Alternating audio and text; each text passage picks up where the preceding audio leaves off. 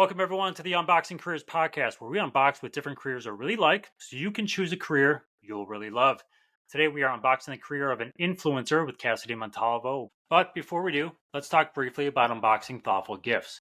At thoughtfulcollection.com, you can shop from a wide selection of curated products you can feel good about, helping you express friendship, gratitude, and love. The next time you need to, don't just gift, give thoughtfully at thoughtfulcollection.com. All right, I'd like to welcome the show, creator and influencer Cassidy Montalvo, better known as just classically Cassidy on her social channels. Cassidy, welcome to the podcast. Thank you for being here. Thank you so much for having me. I'm excited. This is one of those situations where you are much better at these things than I am. So I will try to stay in the background and just kind of let you run with it. So, All right. so Cassidy, the premise of this podcast is let's talk about what younger people can learn about that particular field, the good, the bad, the ugly, all those things here. Normally I would ask what an influencer does or what an XYZ does. I think most people, especially the young generation, they know what you do. So maybe the better question is, how the heck does one become an influencer? Yeah, I think Gen Z probably actually knows more than me at this point. this. But the biggest thing, and people hate hearing this, but it's so true, is consistency. You pick a niche, pick something that people find helpful or will find useful from you. And that could just be you make someone smile, so you're funny, or you have great recipes, or you work out. Whatever thing you have that you can consistently give content that's useful to another person in, run with that. Be consistent and try not to get discouraged, because you never know what's going to go viral and be that piece that gets you. Because something you filmed 6 months ago and posted may have bombed, but it's relevant. Say, everyone hated cooked feta and you did a recipe with that 6 months ago, and then all of a sudden everyone loves cooked feta. That's going to start popping off, and then you're going to be one of the first people on the floor. So just stick with what you know and what you're really confident in and run with it. So this is probably a better question for later, but we're talking about it now, so I'm gonna jump on it. So I'm launching a podcast. It's a slow build, right? It takes a while. I'm not expecting to go viral. That's okay. But as you're doing content creation and say you baked feta, right, or smoked feta, and for 6 months you're not getting anything, how do you know when that hits? Like, how do you know when you need to pivot? Is there a formula or is it pure gut feel? I think a lot of it's gut, but it is also, there are a lot of people who watch the trends. Personally, for me, it was being consistent in what I know, and I joined a very oversaturated field. There couldn't be more influencers who do hair, makeup, and fashion. That's like the biggest umbrella. So I went in it with very low expectations that my little self was gonna make a dent in that world, but I was just consistent, and it does get discouraging. But one day you could literally, like, one day I woke up and I was getting hundreds of followers, and I was trying to figure out what it was. Like, what's happening right now? And people were going to my Instagram and following my Instagram. And it was a hair tutorial I had done weeks ahead back. And just so happens that, one person shared it or something, and the algorithm picked it up, and then it just rolled from there. So you joined a very crowded niche. Yes. Why'd you decide to join a niche that was so crowded? It was a little bit of an accident. So I was furloughed from my job. I was a resort manager in Coronado, California, and I was used to working. When you work in hotels, anyone in hospitality knows you work 10, 15-hour days. It's very normal. COVID hit, I got furloughed, and I was going absolutely bonkers in my house. I needed something to do. I wasn't used to having, I think I bought every puzzle that exists at that point, just trying to keep. And I always loved doing hair and makeup, and I figured I was older and none of my friends were on TikTok. TikTok was just kind of like a thing that the young people did. And I was like, oh, well, if I just film tutorials, like, that sounds fun. I can throw them on TikTok. No one I know will see me. Like, it'll just be a hobby. And so I wasn't initially like gung ho, like, this is what I'm going to do and I'm going to make it. And then as I started kind of seeing it, I was like, oh, maybe I could do this. And then I kind of started being more purposeful and intentional in my content. Okay, very good. And you mentioned consistency is key here. So let's talk about your typical day to day or week to week, whichever makes more sense for you. So I know some days may vary, but Walk us through what a typical day or week looks like. How many hours are you spending ideating content, filming content, editing content? Kind of walk us through that if you could. All day. I know it sounds people I think, from just the watching it, they think, oh, this, she spends 10 minutes a day doing this, because I mean that's what it looks like for sure. Right. But no, I spend, a lot of my time looking at trends, or responding to DMs, or looking at what my followers are asking for of me. And then I'm brainstorming that content, and then I'm picking out what I'm going to do for that content. And then you have to film it. And then there's the editing process and the posting. And then you have your brand deals between that, and meetings between that. And so it is a big process. Typically I wake up at 5 a.m. because I have to get up before my daughter. I have two daughters. So I get up before my kids to get ready for the day, and I'll usually try to film a piece of content. So when my followers see my get ready with me, they're usually like at 5 a.m. in the morning that I'm filming that. And then I get my kids up and together, and my daughter to school, and do all that. Come back home, usually go straight into a meeting. Then I go into whatever my organic content will be for that day. So like if I had followers who ask for, teacher outfits, I'll film that and get that done and edit in together. I'll do like a hair tutorial and get that together. And I always try to give at least one piece of useful information, whether that be a hair hack or makeup hack or something. I'll get that out of the way. And then I'll do my brand deals. And then and then between all of that, because I share my life as I go, I'm doing stories, and just people are with me on this journey every day, all day. So you're working, how many hours a day do you think you're working on this? So just recently, because of my husband really encouraging me, I just actually put myself on a limit. I was literally set up Okay. to sundown on my phone. My screen time was horrendous. And so I just downloaded this app called Refocus, where it shuts me out of my apps at 8 p.m. to Okay. 5 a.m. So at 8 p.m. that period of time, I'm doing something. How long was that transition from when you first started using that app till it became normal? Still working on feeling normal. A bad answer. I'm not doing it. I feel like a FOMO, like I'm missing out on them. Yeah, they know what they're doing.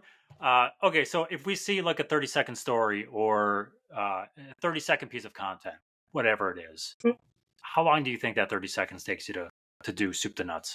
It depends on the piece of content. If it's like a hair tutorial, that probably took me an hour. If it's an outfit, that probably was like a 30-minute filming start to finish, and then 30 minutes of editing. So I'd probably say an hour per piece of content. If it's just my life, like, hey, I'm going to make this soup real quick, it's usually just me propping up my phone and I'm just sharing as I go. Big thing that does take me a little bit longer on my stories, which I also found to be very successful and help with my views. Just a tip for anyone who wants to do lifestyle is I write out synopsises of every story I post on Instagram. I, being a mom, I remembered like at night with my daughter, holding her, being quiet, and the only Instagram stories I could watch, which was my entertainment at night, was people who wrote captions. And so that was the I remembered. And I get comments all the time like, I'm so glad you do this, I'm a teacher, or I listen to this on my lunch break, or I have kids, or whatever it have you. People a lot of times, even I'm guessing most people listening to this, they don't watch Instagram stories with sound on. And so you're more likely to get people to watch your whole story, or even go to your stories if you're writing those little synopsises. And it takes more time. That does take a lot more time, but it's Sure. I don't know So what I will say every Saturday morning, my wife wakes up before I do. Every Saturday morning, I get woken up because she's on Instagram. A story comes up with sound. She's got to shut it down right away. So I appreciate you doing that. Maybe I'll get her over it. It's been successful in just keeping my story views.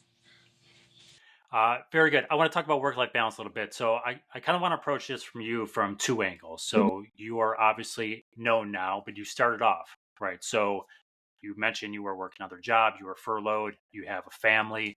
So kind of walk us through work-life balance starting out and then kind of where you sit now with it. I know you alluded a little bit to kind of how you are now, but walk us through that a little bit if you could. Yeah, so when I first started kind of taking off, it was the perfect storm. My channel started taking off, and I started being able to monetize, which was mind blowing to me. I was like, oh my gosh, this could be a thing. I get the call to come back to work. And we were very very barely surviving in San Diego, California. My husband's enlisted military, and I was on unemployment because of COVID. So it was very like slim pickings. And as soon as they call you back to work, you got to go back to work. I had to go back to work. But I was one of the only managers they were bringing back. So I was back to really long days, really hard hours. I had a really young daughter. And then my husband was working nights with the military. So I would leave very early in the morning and we would high five on the way out the door and he would leave so we could exchange our kid through that. And so when we realized that, we hit a make or break point where I was like, I can't keep doing both. I'm exhausted. I'm not sleeping. When I wasn't at work, I was making content and editing between my daughter sleeping. And it was just, I was very close to like mental break point, but I was like, I'm so close to this being a career.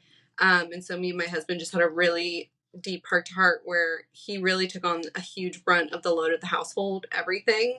And that was my chance. I was like, I'm giving this, 6 months. I'm just going to be really tired. I'm going to run with this. You're going to handle the house and we're going to see where this goes. And it worked. So it was really just buckling down and making the sacrifice, and just life was rough for a little bit. So, and now you have an app that shuts you out, Mm-hmm. limits your working hours, but you said you're waking up at 5, you're pushing through all day. Obviously there's breaks in there to deal with the kids and normal day-to-day stuff. Now you're doing, would you estimate most days 8 hours, 9 hours, 10 hours? How would you kind of break that down now? 8 hours. You never really stop, just because you feel you have a connection to your audience. So I always kind of feel like I have people depending on me. So that mindset never stops. But I do have obviously the freedom to do activities with my kids or go to any vacation or any event or any dance recital that I need to. I have a lot more freedom than if I was in a 9 to 5. So it's kind of a 50-50 split, where a handoff where when you clock out of a 9 to 5, you can shut your brain off and be done. Like you can walk away from your job. And I do miss that a lot. Whereas when you are in this field, I always feel like I have people depending on me. I always have requests. I always have DMs. I'm always behind. I always feel this sense of like, oh, I'm behind, or I'm behind the curve on something. Yeah. So it's really hard to shut that off. I'm working on boundaries. I'm working on it, but it's a work in progress. But at the same time, I never miss a single event for anything. And so I wouldn't trade that by any means. That's amazing. As a parent, that's priceless stuff. Mm-hmm. Right? We were talking about kids beforehand. It's things that 20 years from now, you're going to look back and your kids are going to remember that mom was always there for stuff. So that's great. Business of being an influencer. I'm sure it's changed in the last 4 years, 5 years that you've been doing it, right? We've seen social media platforms blow up. Everyone's an influencer now, or trying to be an influencer now. Walk us through the change a little bit. And you can correct me if I'm wrong here. I get the sense that there's a little bit of influencer fatigue going on right now. Mm-hmm. So if I'm, all right, I was going to say, you can correct me if I'm wrong, but you nodded. Definitely see a lot of it. Yeah. So walk us through that a little bit. So someone wants to be an influencer, they're listening to this and like, okay, I want to do this. Talk about influencer fatigue. Talk about how it's changed. And maybe if you think it's going somewhere, I think those perspectives would be good for someone to listen to. Yeah, I think I always tell people before you get into this field, you need to really make sure your mental health is in a really good place, because this is a very emotionally challenging field, I would say. You really need to make sure you're strong in who you are. If you're a people pleaser, you're really going to have a hard time in this job, because I think a lot of people get the fatigue because you literally can't please everyone. I could post the sky is blue tomorrow, and I'm going to have someone tell me, no, it's not, it's green. And that's just the way the internet is. There's no winning. Yep. There's no winning. And I think a lot of influencers are really social, happy people. And a lot of them are very much people pleasers. And I think it really does eat at them that no matter what they post, they're upsetting someone, because you just can't win. And that leads to fatigue. Right. So I say, you need to walk into this being aware that you can't please everyone. You need to be okay with that. You need to be okay with the fact that people aren't going to like you. The internet has really become the Wild West. Everything goes. Anyone can say anything they want. Anyone can make up anything they want about you. And you have to just be able to block it out, or it's literally going to eat at you. I think that's another thing is I see a lot of influencers who are really cracking under the trolls these days. And that's also causing a lot of fatigue instead of just ignoring it. It's so hard. I say that like it's like, if someone says something mean to you, I can tell you all day, like, oh, just ignore it. But you're the one who actually has to process. Sure. And so I think that's a big part of the fatigue coming. There's been a huge push on analytics and algorithm, and everyone's so obsessed with that. And I actually haven't looked at my analytics or my numbers in a year. Again, it got in my brain. It was making me spiral because every day you'll see Instagram, you'll see, oh, I gained 500 followers, but I lost 300 yesterday. Like, what I do? Why did people hate me? Why did 300 people?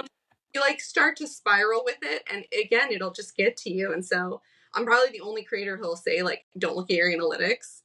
But I would say I think it's more unhealthy than not because no one's going to figure out the algorithm. You're not going to figure it out. No one's going to figure out. It's a big old mystery.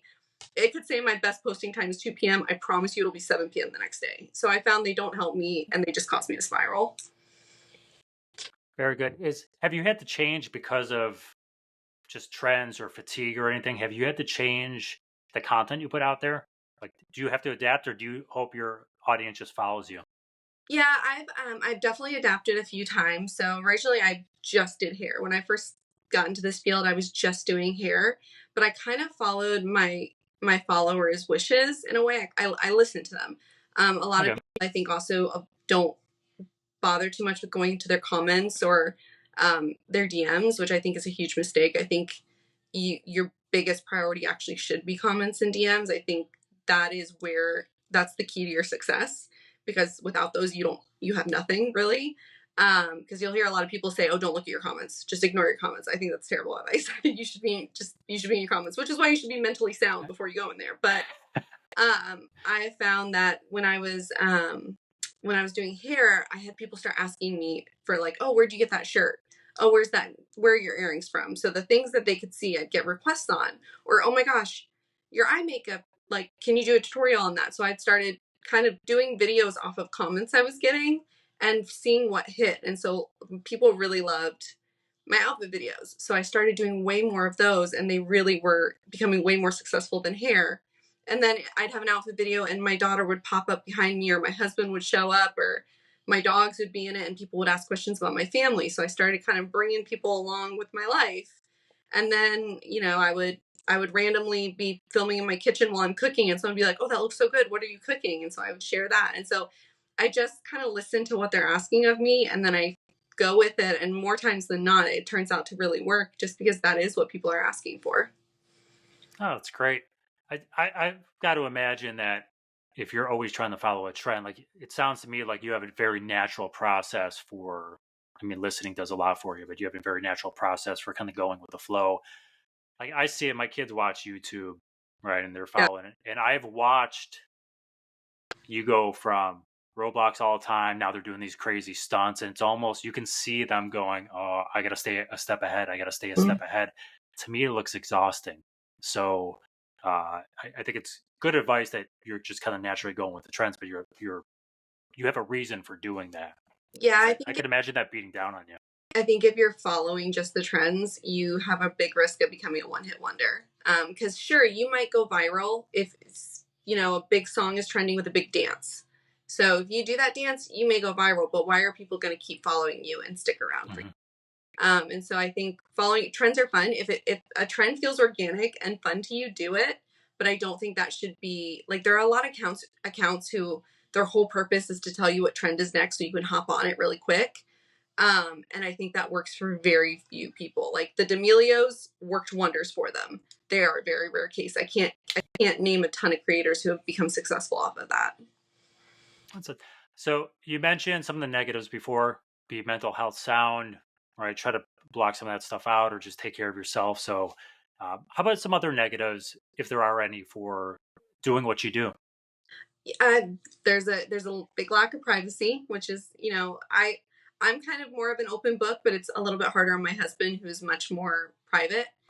So that can be hard. People, these people become your friends, and a lot of them become very much like your family. Parasocial relationships are very real, and I feel it on my end too.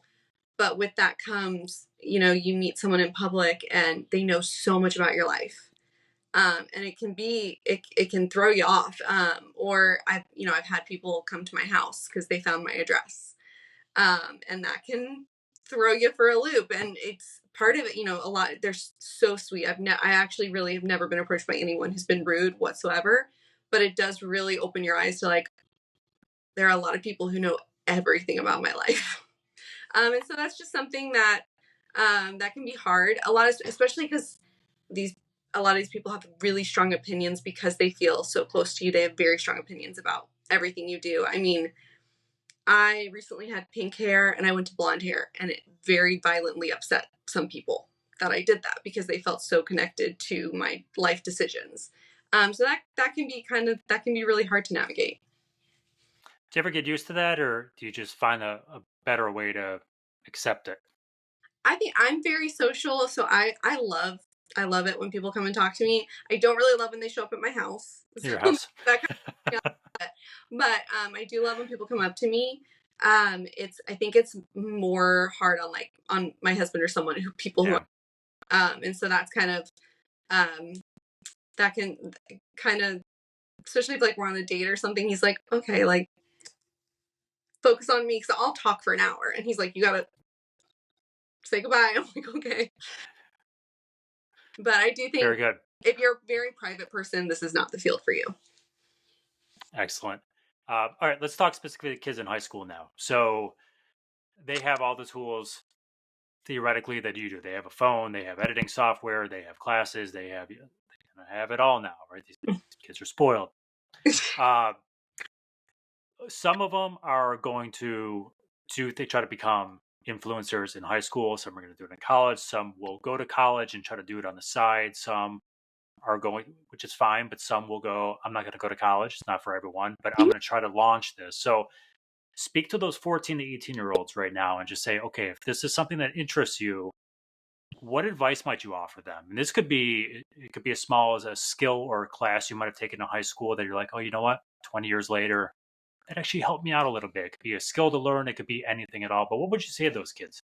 Find your passion and what you're good at and what you really enjoy that you can see yourself creating a lot of content around. So if you love working out and you are happy to share your workout routines and you love health and fitness and all that, really hone in on that. And then the best piece of advice I ever got when I was starting in this field that I literally to this day tell myself every single day, which I think I said earlier, was wake up every day and make at least one video that is useful to other people. Give one piece of yourself that is useful to someone else every day, and you're going to hit something. And eventually, that your channel will compile and become extremely.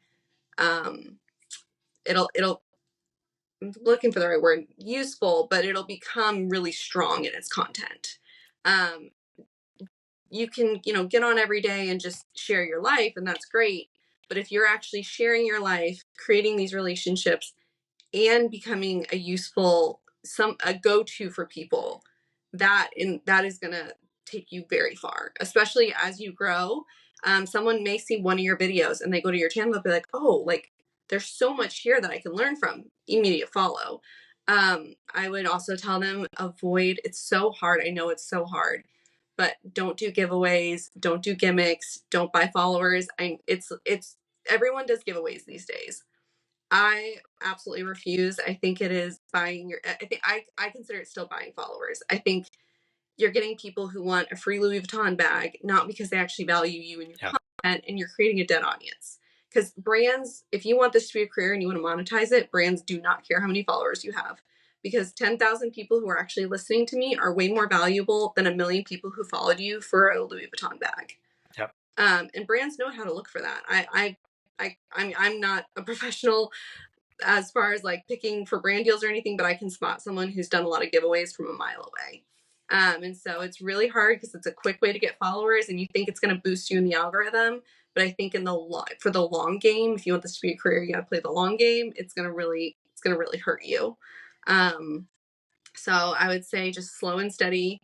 Try not to get discouraged. Find what makes you special and share that. And then always view when you're doing your stories or your videos or whatever it is, think of it like FaceTiming a friend. So like whenever I'm on my stories or anything, I feel like I'm FaceTiming my friends. And that I think has also gone a long way Because if you're getting on, you're like, oh, hi guys, today, blah, blah, blah, blah. People tune you out. Too many people are doing that, you know? So I think just being as authentic and you as you can be, and just try not to look at the numbers or analytics, and try not to follow all the trends, and try not to do the giveaways, and just let yourself take its time. One story, one question for you. So I was joking with my wife yesterday, and I said, "Oh, I wonder if I should start this episode with, hey guys, everyone's asking me where I got my next guest from." Yep. So I appreciate you saying that. Question for you: you mentioned, hey, I pretend I'm FaceTiming my friend. So if you have an idea what you want to say and the message you want to communicate there, if you mess up halfway through, are you reshooting it, or are you just kind of going with it and ad-libbing as you go? My followers will tell you it still keeps going on. There are many a story out there of me tripping over my words, with my daughter interrupting me. I don't reshooting it. Whenever I try to reshoot something, I sound so fake on that second reshoot. And you can kind of see when people do that, because you see their stories and you're like really into it, and then there's like a part of it that seems odd. That was probably I'd say just keep Yeah. going with it. People don't want perfect anymore. Perfect isn't No one's perfect. So, I mean, if people are looking for my flaws, whether I'm reshooting or not, they're going to find it. So I figure I might as well just leave it in there.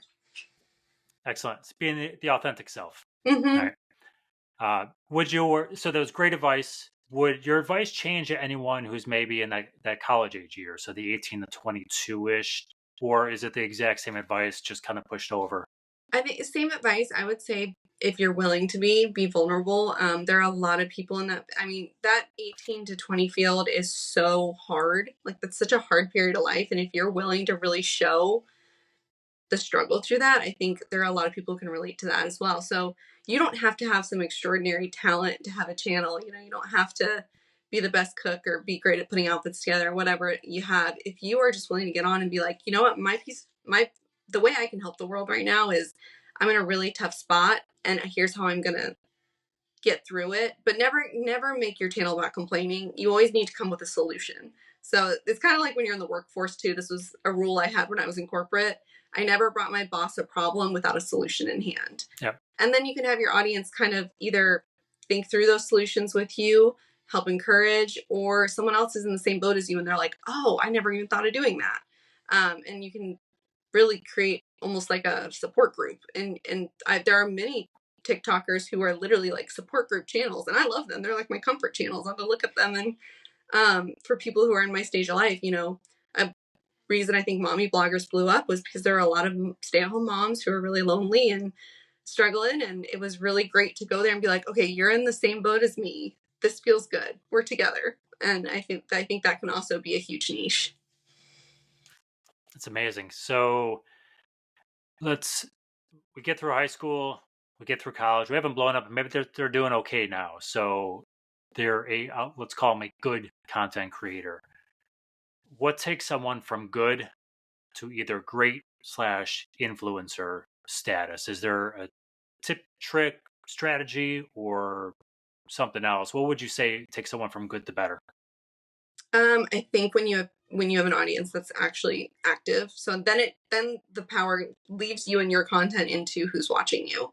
So if you have an audience who's comfortable and they're engaging in your content, that's going to differentiate you from good to great. So if you have great content, you're good. If you have great content that people are engaging with, you're great. And so you not only that the challenge then becomes, you know, making your followers feel comfortable enough to be that first commenter on your post and start that ball rolling, or want to save your content and go back to it later, or share it with their friends. And so it really goes full on into what does my audience want? What are they looking for? And what are they engaging with? Excellent. This question is going to be a little bit different. So I've been asking my guests about advising younger kids on how to treat their social media profiles, because Mm-hmm. one day they're going to go into the corporate world. If you ever have done hiring, you're going to Google the person, you might find some stuff. And nowadays, everything's on camera. Mm-hmm. Like, there's a lot of protections here. If someone's working to become an influencer or become known, they're obviously not going to have private profiles all over the place. They're going to have a lot out there in the world. Some of these people are not going to make it as influencers, and they're going to have a secondary career there, but they're going to have this content out there. So it's a really long way of asking you, Cassidy, what advice would you have for people that safeguarding their profiles while still venturing down this road of being open, vulnerable, public, in case it doesn't work out? I think for me personally, I always view my content as my kids are going to see this one day. So I very much stick to, if my daughter's 10 years old and Googles me, is she going to be okay with what she sees? And so Uh, that's kind of my rule of thumb, because it's okay to have fun on the internet. It's okay to do silly dances. I mean, I've shown up looking ridiculous many a time on my channels, but I do avoid the crude song choices and things like that, based off of, what I want my daughter to see on the internet. And I will say, it's also been really successful on me, because I've had a lot of moms DM me and say, I'm so thankful that I can trust my kids, like, and let my daughter watch your channel. Like, my daughter loves your hair tutorials. She shows them to all her friends, and I'm so glad that I can trust her on your profile. Because I don't, I don't use bad language or anything like that. Not no thing against it. I just choose to keep things clean, and it doesn't affect my content at all to do that. that's amazing. It's amazing. It's great advice, though. It's tough because high school people, I mean, we were both there one time, do Yeah. stupid things. We didn't have phones around us 24/7 back then, though, so we kind of got through that unscathed for the Yes. most part. So it's always, I think with you, this is this area is a tricky situation, right? A little bit When you're because younger, it would be a lot they're trickier out there. because of, but you can be what's cool. If you're trying out, if you want to be an influencer, you can be the influence that, you don't have to be shaking your booty to get views. You can be doing something really cute and useful to get views. And we see that a lot. I feel like now too, I'm seeing a lot more young influencers blow up, and they're the cutest things ever. So you don't have to, I mean, if that's what you're holding on to blow up and make your career off of, you are in for a rough go. And Well yeah, said. Well said. to say, look at the kind of audience you want to get. So for me, I want an audience of young girls, moms, corporate girls. I want the girly nation, and they don't want pictures of me in a bikini on a beach somewhere. They don't care about that. And so so look at the audience you're trying to get. Sure, I could get Yeah. views one way, but they aren't the views I want, and they aren't the followers. Right. 100%. That's great advice. Okay, as we wind down here a little bit, Cassidy, common misconceptions about your job. What would you say those are? That it's no work. There's a lot of people who are like, oh, she just tries on clothes all day. And I mean, yes, a little bit. There's a little bit of that, but it is, believe it or not, there's a lot of behind the scenes work that happens. It is, in a lot of ways, I would never compare what I do to like what a doctor or a lawyer does. They have me way outworked. But it is still hard work. And if you want to be successful and you want to maintain a career, you always are working. You can't stop. It never ends. There's no vacations. You can take a vacation, but the algorithm will punish you for it. So it and it's very mentally taxing. Very good. Well, not very good, but Yeah. good that you shared it. Right. Better way to say it. What about your career do you wish you knew sooner? Ooh. I think I just hmm, that's a good one. I think with this career, it's constantly surprising me. But I think I was very cautious in meeting other creators, because there was this misconception that creators were like a dog eat dog and they were all in competition. It was like a mean girl society, and that's actually not true at all. And I think I waited too long to really foster relationships in this world. And everyone I've met to this day has been so kind. I've made some of the best friendships. So I think I'm sad that I missed out on that earlier. I really kind of stood off to the sidelines, and I think I missed out on some really great friendships that could have really helped my hand through a lot of learning experiences in this field. So I would say there's a lot of people who I think people always need to remember are trying to go viral. So a lot of things they're saying whatever they can say to get that video to go viral. And a lot of videos start with, I met XO influencer in this New York City restaurant and she was mean to me. And there's so many of those going around because they're successful. They always go viral. Those stories are like and they'll never name who the person is, but they always do really well. And I think a lot of people have found that. But when I've actually been in this world, every party I've gone to, every event I've gone to, everyone's been so welcoming, so nice. And I would say the majority of people I've met are exactly the same in person as I've seen on their channels. So I think I just had a misconception based on all those TikToks that made it sound a little scary in that world. Don't believe everything you see on the internet, kids. Yeah, Right? I had who told me once, people are just trying to go viral. The scary headlines, they're trying to go viral. Remember that? And I'm like, oh yeah. Kind of takes the fear mongering down a little bit. Yeah. I'm sure it's helpful too when you meet new people now. You have your tribe now, right? But even when you meet new people, you're probably you go into it knowing, hey, chances are they're nice. Yeah, I'm not looking at everyone like they're like Regina George. I'm like, oh, okay, no, like it's a different world. Very good. And okay, this is a world that I know from a surface level. I don't know the ins and outs of it. What did I neglect to ask you that you think is important? I think another misconception that I think people need to, if you really want to do this, don't let this discourage you, is that it's oversaturated. And I think the most amazing part about influencing is everyone could be an influencer and it still be a career, because we are still influencing each other. It's just going to be based on what your audience is listening to. So I'm an influencer, but I follow influencers. I buy off influencers all the time, especially now that I have friends who I trust with everything. I buy off their links constantly. So we could literally all have successful channels and we'd still have successful channels because we're still buying off each other. So, Kohl's may partner with me because I do clothes, and you may buy something off me for your wife, but Kohl's may not partner with you because you're more podcast tech. I don't think Radio Shack's the thing anymore, but Radio Shack would probably partner with you, but they wouldn't partner with me. So like everyone can really be in this field. So don't let the oversaturation scare you, because I don't think that's a thing in this world. I think influencing is a very open field that's only going to grow. And the best part about it is there's no job interview, there's no boss, there's no resume. You just need a phone. You just need you. You can do it. And you don't have to worry about there never being enough space. Excellent. Radio Shack, come on down. Let's talk. I don't even know if they're still. They came back a few years ago online.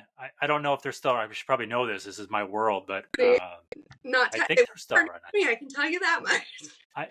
I'll tell you what. If they buy a sponsorship with me, I will ask for their phone number when they buy it.